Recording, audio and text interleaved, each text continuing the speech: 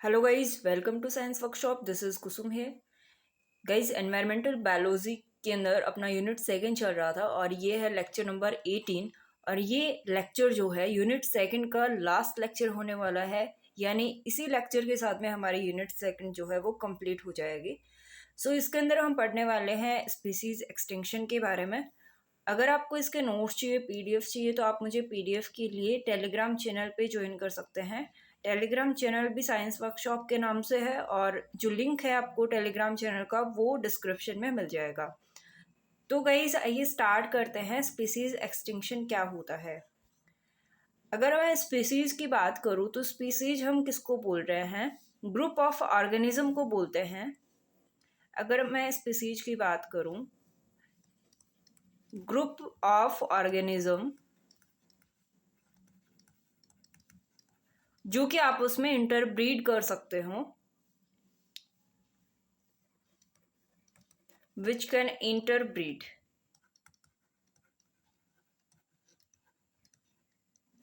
ठीक है,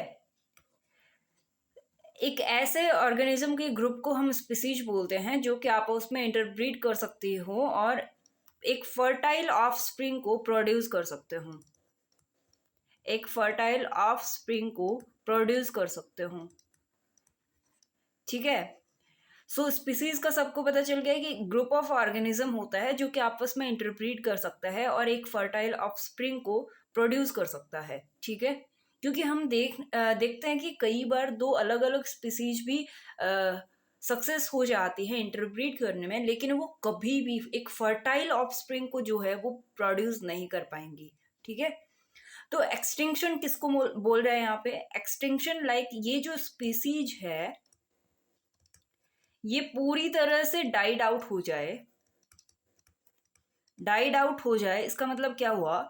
जब इस स्पीसीज के सारे मेंबर मर जाएंगे, ठीक है, वहां पे इस स्पीसीज का कोई भी एग्जिस्टेंस नहीं बचेगा, तो हम उसको क्या बोलेंगे? स्पीसीज एक्सटिंक्शन बोलेंगे। ठीक है, कोई भी मेंबर, हमें कोई भी एग्जिस्टेंस जो है स्पीसीज का हमें देखने को नहीं मिलेगा, तब हम बोलते हैं स्पीसीज जो है वो एक्सटिंक्ट हो चुकी है।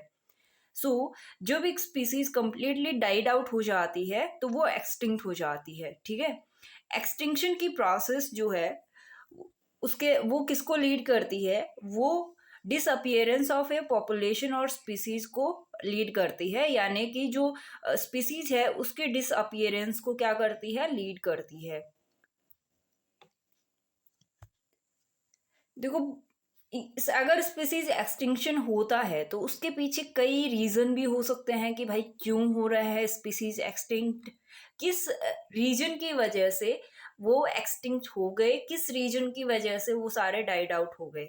ठीक है, तो उसके पीछे अगर मेनली हम रीजन देखें तो एक न्यू कंपटीशन भी हो सकता है। मान लीजिए कोई स्पीसीज इस एरिया में रह रही है, ठीक है, अब बाहर से कोई एक नया स्पीसीज यहाँ पे आ गया और यहाँ आके रहने लग गया। यहाँ मान लो पहले सिर्फ ए स्पीसीज रह रही थी, ठीक है, और बाहर से आ गई कोई बी स्पीसीज। अब कोई बी स्पीसीज यहाँ आ गई तो उन्होंने क्या करा? यहाँ तो लिमिटेड रिसोर्सेज है ना, और तो लिमिटेड रिसोर्सेज पे पहले ये इनफ थे ए के लिए, लेकिन अब बी भी आ गई तो यहाँ पे क्या हो जाएगा? कंपटीशन हो जाएगा रिसोर्सेज के लिए। ठीक है, तो ये जो नई कंपटीशन आया है यहाँ पे, तो ये सारे के सारे रिसोर्सेज ले लेगा और जो स्पीसीज ए है वो क्या हो जाएगी? धीरे धीरे एक्सटिंक्ट हो जाएगी। लाइक उसके मेंबर जो है वो मरना स्टार्ट हो जाएंगे क्योंकि वहां पे रिसोर्सेज की कमी हो गई है। ठीक है, आई होप ये पॉइंट समझ आया होगा कैसे एक न्यू कंपटीशन जो है स्पीसीज एक्सटिंक्शन करा सकता है। सेकेंड पॉइंट अगर हम देखें, न्यू प्रीडेटर। न्यू प्रीडेटर का मतलब क्या हुआ कि ये कोई एरिया है, यहाँ पे कोई ए स्पीसीज रह रही है, ठीक है, अब इसको यहाँ पे कुछ ऐसे ऑर्गेनिजम्स, ऐसे स्पीसीज भी प्रेजेंट है जो कि मान लीजिए ऑलरेडी यहाँ पे बी प्रेजेंट है और वो इसके ऊपर क्या कर रहे हैं? प्रिडेट कर रहे हैं, ठीक है, यानी शिकार कर रहे हैं, लेकिन फिर भी इनका जो है बैलेंस बना हुआ है अभी तक।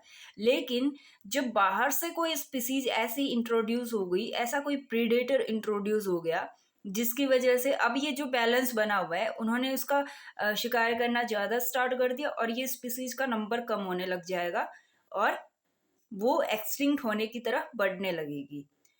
देन नेक्स्ट पॉइंट है न्यू डिजीज। एक डिजीज भी क्या करती है, ऑर्गेनिज्म को वाइप आउट कर सकती है, ऑर्गेनिज्म के मेंबर को मार सकती है, सॉरी जो स्पीसीज के मेंबर को जो है वो मार सकती है और पूरी तरह से डाइड आउट हो जाएगी, देन तो स्पीसीज एक्सटिंक्शन हो जाएगा। देन नेक्स्ट पॉइंट है change in the environment. Environment के अंदर जो चेंज होते हैं गाइज, तो वो क्या होता है, कुछ ऑर्गेनिज्म तो उनको अडेप्ट करने में क्या होता है, सक्सेसफुल होता है, लेकिन कुछ ऑर्गेनिज्म ऐसे होते हैं जो कि उन सारे चेंजेस को जो एनवायरमेंट में हुए हैं उनको अडेप्ट नहीं कर पाते और वो मर जाते हैं। अगर अडेप्ट ही नहीं कर पाएंगे तो श्योरली वो ज़्यादा टाइम तक सर्वाइव नहीं कर पाएंगे। नेक्स्ट टाइम अगर देखें तो वो नेक्स्ट जो पॉइंट है वो है कैटास्ट्रॉफिक इवेंट। कैटास्ट्रॉफिक इवेंट का एग्जाम्पल हो गया वॉल्केनिक इरप्शन, फ्लड, अर्थक्वेक। ये सारे के सारे किसके एग्जाम्पल है, कैटास्ट्रॉफिक इवेंट के। और आप सबको पता है कि जो ये कैटास्ट्रॉफिक इवेंट है, लाइक वॉल्केनिक इरप्शन हो गया, अर्थक्वेक हो गया, फ्लड हो गया, इसके अंदर इतना तो पावर होता है कि किसी भी स्पीसीज को एक्सटिंक्ट करने में सक्सेसफुल हो जाए। लाइक अगर कोई भी अर्थक्वेक आया है और वो उस अर्थक्वेक से कोई भी अर्थक्वेक आया है,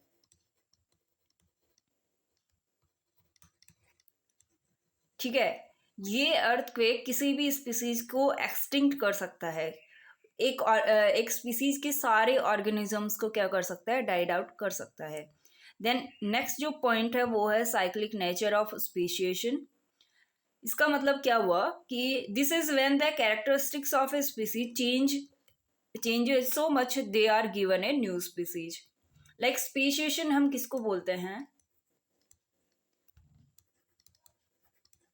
स्पीशिएशन हम किसको बोलते हैं गाइज, जब एक नई स्पीसीज का फॉर्मेशन हो जाए, फॉर्मेशन ऑफ न्यू स्पीसीज।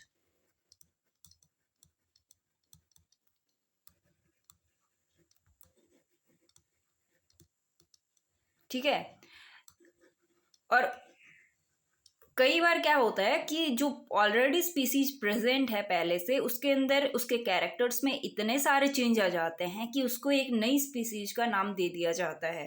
ठीक है, जो ऑलरेडी पहले प्रेजेंट थी स्पीसीज और जो कैरेक्टर में चेंज आए वो पहले प्रेजेंट कैरेक्टर से अब जो कैरेक्टर है वो बहुत ज़्यादा डिफरेंट है और अब उनको सेम स्पीसीज कंसिडर नहीं किया जाता है। तो इस तरह से वो पहले वाली स्पीसीज तो एक तरह से क्या हो गई, एक्सटिंक्ट हो गई ना। तो ये भी एक रीजन हो सकता है साइक्लिक नेचर ऑफ स्पेसिएशन जो कि एक्सटिंक्शन को लीड करता है। इसके अलावा कुछ और पॉइंट देखते हैं कि क्या कोज और हो सकते हैं। देखो, एस्टेरॉइड स्ट्राइक हो सकता है, ठीक है, a meteor strike on the Yucatan peninsula in Mexico led to the disappearance of dinosaurs million of years ago. कि एक मीटियोर स्ट्राइक आया था युकाटन जो आइलैंड है, युकाटन जो आइलैंड तो नहीं बोल सकते, एक प्रायद्वीप है, पेनिनसुला है मैक्सिको के अंदर, जिसकी वजह से क्या हो गया था, जो डायनासोर है वो क्या हो गए थे, डिसअपियर हो गए थे। युकाटन पेनिनसुला जो कि मैक्सिको में है, वहां पे एक मीटियर स्ट्राइक आया था और वहां पे उस मीटियर स्ट्राइक की वजह से डायनासोर्स जो है वो डिसअपियर हो गए थे काफी साल पहले। जो एस्ट्रोनॉमर्स हैं वो कॉन्स्टेंटली नज़र रखते हैं कि ये जो मीटियर स्ट्राइक्स होते हैं इन सब पे, क्योंकि जो मीटियर स्ट्राइक हैं ये एक ह्यूमन सिविलाइजेशन को भी क्या कर सकते हैं, एंड कर सकते हैं। ठीक है, मतलब इनके अंदर इतनी पावर होती है कि किसी भी स्पीसीज को क्या कर सकते हैं, एक्सटिंक्ट कर सकते हैं, उसके सारे मेंबर को मार सकते हैं। नेक्स्ट जो कोज है वो है क्लाइमेट चेंज। क्लाइमेट चेंज जो है वो भी एक ऐसा फैक्टर है जो डिस्ट्रॉय कर सकता है टेरेस्ट्रियल ऑर्गेनिजम्स को। अगर हम आइस जो एज है उसकी लास्ट पीरियड की बात करें तो उस टाइम क्या हुआ था कि जो मेगाफोना है, मेगाफोना का अगर मैं बताऊं, मेगाफोना जो है, मेगाफोना हम किसको बोलते हैं, जो लार्ज एनिमल्स होते हैं ना, लार्ज एनिमल्स जो होते हैं वो किसके अंदर चले आते हैं, मेगाफोना के अंदर चले आते हैं। ठीक है, लार्ज एनिमल्स को ही हम मेगाफोना बोलते हैं। तो जो आइस एज था उसके लास्ट जो पीरियड था, तो उसमें जो मेगाफोना थे यानी कि लार्ज जो एनिमल्स थे वो अनेबल हो गए थे, किसके लिए, जो चेंज हो रहा था एनवायरनमेंट के अंदर, यानी कि टेम्परेचर लगातार जो बढ़ रहा था उसको वो अडेप्ट नहीं कर पाए। और अगर वो अडेप्ट नहीं कर पाए तो वो ज़्यादा टाइम तक सर्वाइव भी नहीं कर पाएंगे। ठीक है, तो इस वजह से जो मेगाफोना थे वो क्या हो गए, एक्सटिंक्ट हो गए। They died due to lack of food and hunting by early humans.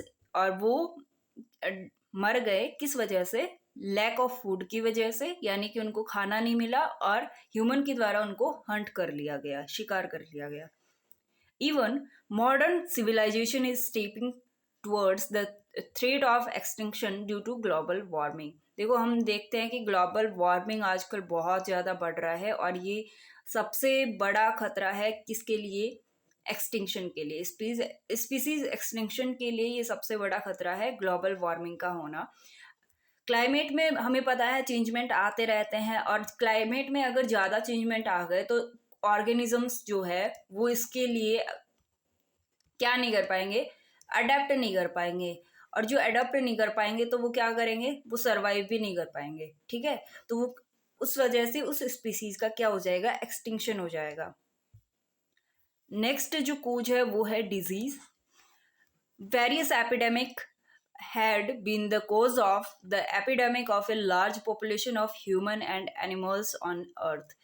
जो बहुत सारे एपिडेमिक्स यानी कि महामारियां जो है वो डिस्ट्रॉय कर सकती है एक पॉपुलेशन को, या फिर किसी भी ह्यूमन की पॉपुलेशन को या फिर किसी भी एनिमल की पॉपुलेशन को।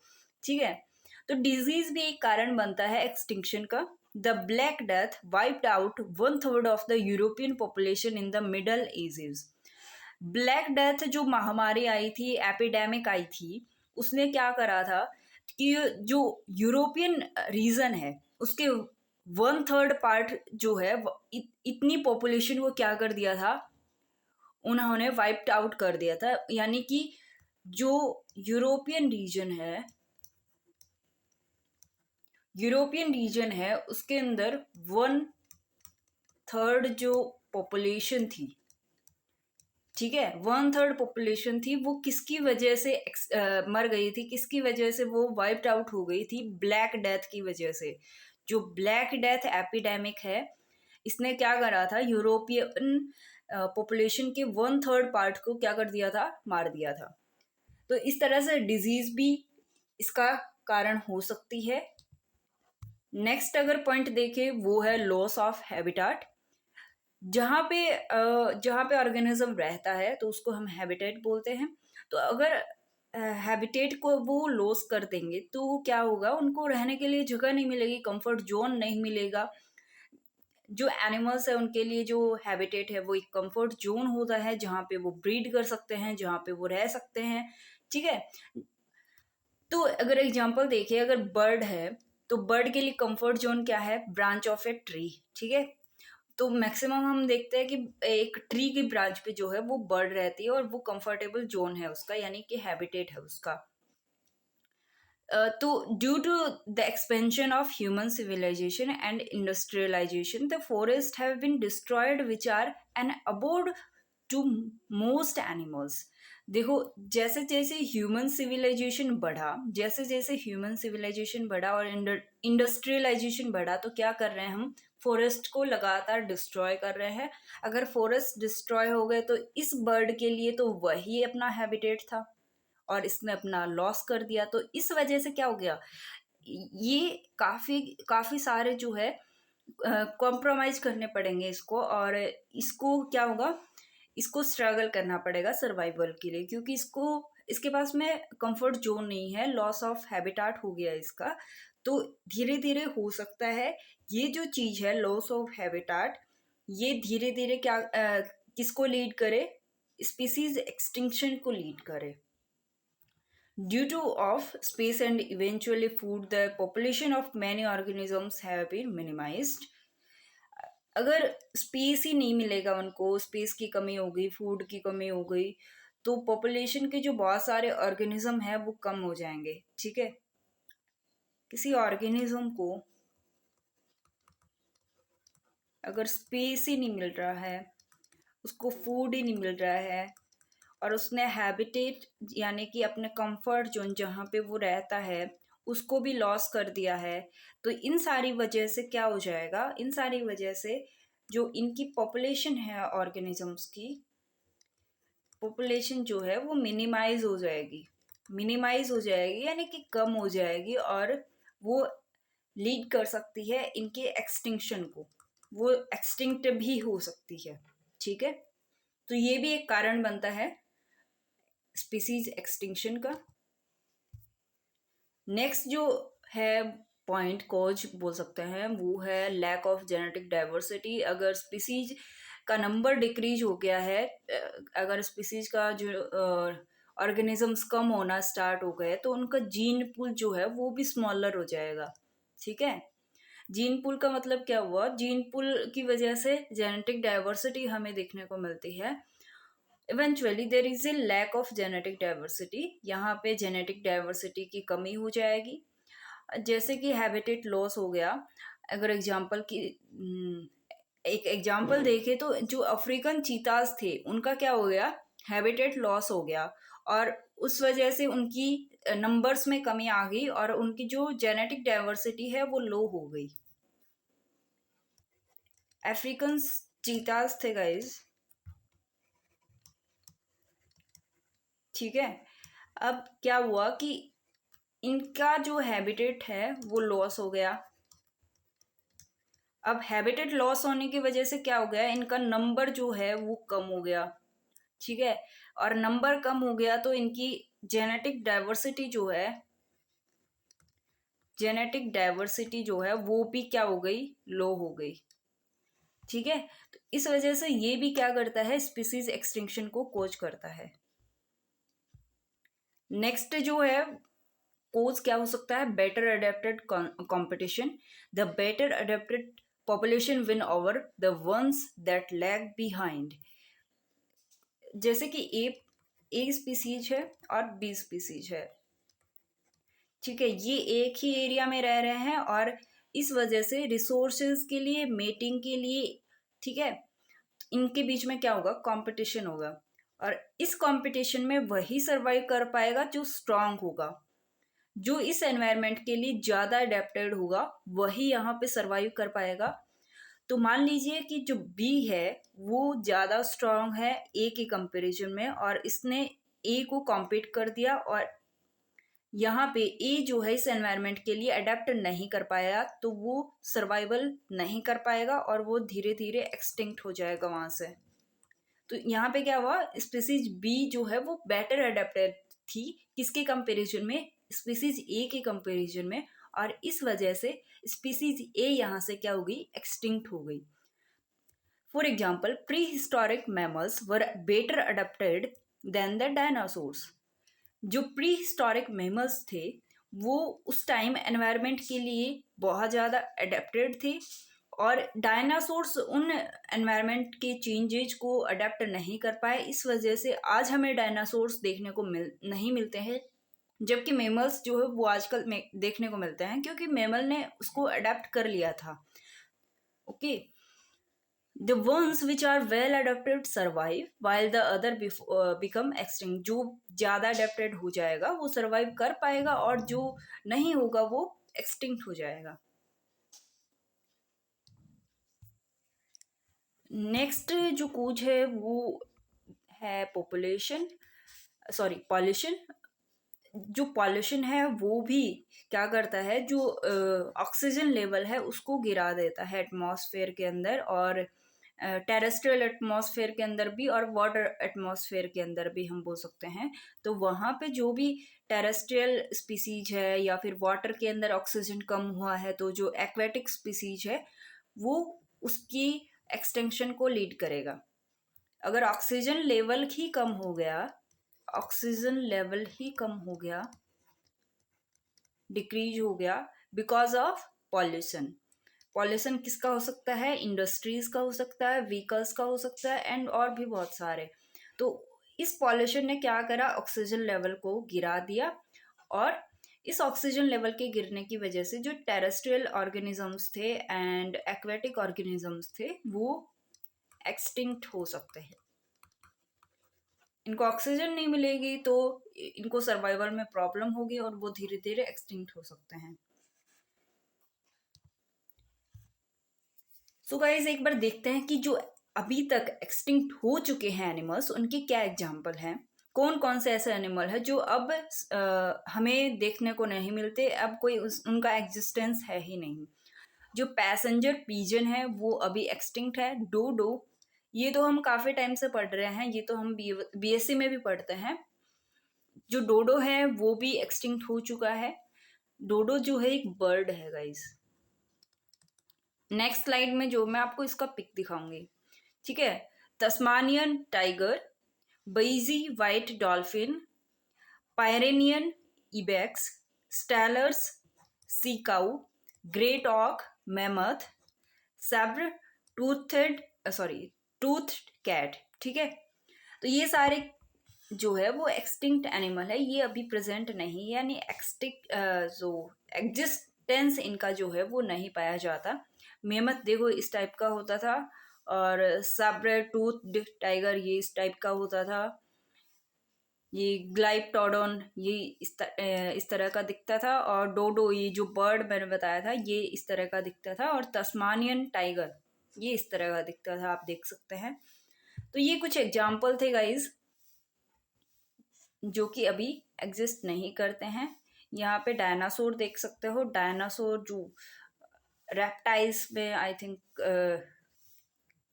कंसिडर करे जाते हैं, और अभी ये प्रेजेंट नहीं है। डायनासोर क्या है, एक्सटिंक्ट हो चुके हैं। तो डायनासोर भी आज के टाइम में नहीं मिलते, हमें सिर्फ फॉसिल देखने को मिलते हैं, जिनकी वजह से हमें पता चलता है कि ये स्पीसीज जो वो कभी तो एग्जिस्ट करती थी, ठीक है। वॉली मैमथ हो गया, पैसेंजर पिजन हो गया, तस्मानियन टाइगर हो गया, और सैब्रे टूथड कैट हो गया, dodo, golden toad and ground sloth, ठीक है। ये सारे के सारे एग्जाम्पल हैं एक्सटिंक्ट एनिमल्स के।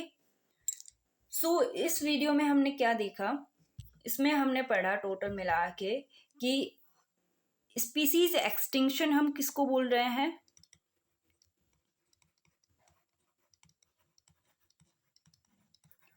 ठीक है। जब कोई भी स्पीसीज पूरी तरह से डाइड आउट हो जाती है, उसका कोई एग्जिस्टेंस नहीं होता है, कोई भी मेंबर उसका प्रेजेंट नहीं होता है, तब क्या होगा, वो स्पीसीज एक्सटिंक्ट मानी जाएगी। और इसके कौन कौन से कोज देखे वो भी हम देख चुके हैं, लाइक न्यू कंपटीशन हो गया, न्यू प्रीडेटर हो गया, एनवायरनमेंट के अंदर चेंजेस जो आ रहे हैं वो हो गए, या फिर पॉल्यूशन हो गया, या फिर एस्टेरॉइड स्ट्रोक हो गए, और यही सारे कुछ एग्जाम्पल हमने देखे हैं स्पीसीज एक्सटिंक्शन के। देन हमने देखा कि कौन कौन से ऐसे एनिमल्स हैं जो एक्सटिंक्ट हो चुके हैं, यानी कि अब जो है वो एग्जिस्ट नहीं करते, ये पूरी तरह से डाइड आउट हो चुके हैं, और वो सारे एग्जाम्पल हम देख चुके हैं। So guys I hope video जो है वो आपको यूजफुल रहा होगा। सो मिलता है नेक्स्ट वीडियो में। अगर वीडियो अच्छा लगा तो प्लीज़ लाइक कर देना, शेयर कर देना अपने दोस्तों के साथ में, अपने कॉलेज के ग्रुप में, या फिर अपने पर्सनल दोस्तों के साथ में, जो भी है। और चैनल को अभी तक सब्सक्राइब नहीं किया तो प्लीज़ सब्सक्राइब कर देना, और बेल आइकन को प्रेस करना मत भूलना, ताकि नेक्स्ट वीडियो का अपडेट जो वो आपको मिल सके। Thank you so much guys.